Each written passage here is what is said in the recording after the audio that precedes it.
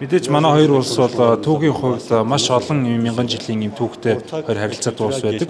За сүүлийн жилүүд бол манай хоёр улсын эдийн засаг болон улс төрийн харилцаа бол өндөр хурдтай, өндөр сайн хөгжиж ингэж явж байна. Манай сан бол энэ бусад орхигдсон байгаа бусад салбарууд руу нэлээд анхаарна гэсэн юм төлөвлөж байна. За энэ бол мэдээж боловсрол, за мөн бас бизнес, за мөн хүмүүнлэгийн харилцаа, мөн соёлын харилцаа эдгээр одоо салбар руу бид илүү төвлөрнө. За тэгээд дөрөв би бас нээлттэй үеэр хэлсэнчлэн за энэхүү бас соёлын арга хэмжээнд соёлын харилцаанд өндөр хувь нэмэр оруулах ийм Турк Монгол ийм хүмүүс өнөхөө санг бол байгуулсан гэдэг утгаараа эдгээр салбарууд бол нэлээд төвлөрч ажиллана. Яг манай санг бол анх байгуулахдаа 20 хүн бол энэхүү санг бол байгуулж исэн. За өнөөдөр бол Монголд танилцуулах өдрөлөг нээлттэй арга хэмжээгээ бид бүхэн зохион байгуулж байна. Тэгээ хоёр орны харилцаанд хувь нэмэр оруулахыг хүсэж байгаа эдгээр хүмүүс бол манай сан бол үргэлж бол нээлттэй бол байна. За бид нар бол энэ чиглэлээр бол гишүүдээ бол эсэх энэхүү харилцаанд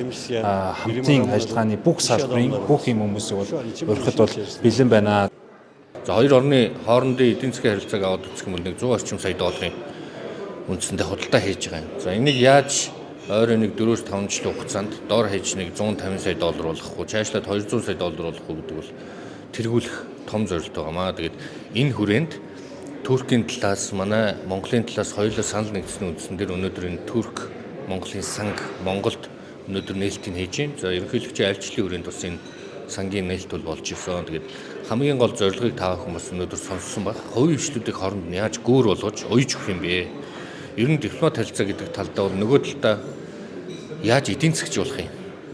Зөвхөн гадаад бодлогын харилцаа биш. Эдийн засгийн хамтын ажиллагаа гэдэг бол хамгийн чухал байна. Тэгээд тэр дундаа Турк улс бол манайхтай ойр олон жил хамтарч ажилласан. Тэгээд энэ сүлжмэл, текстил, за одоо энэ ноолуур, арьс шир, ноосны салбарт нэлээ туршлагатай учраас манайх энэ орны туршлагыг хөрөнгө оруулалтыг татах өргөн боломжтой байна.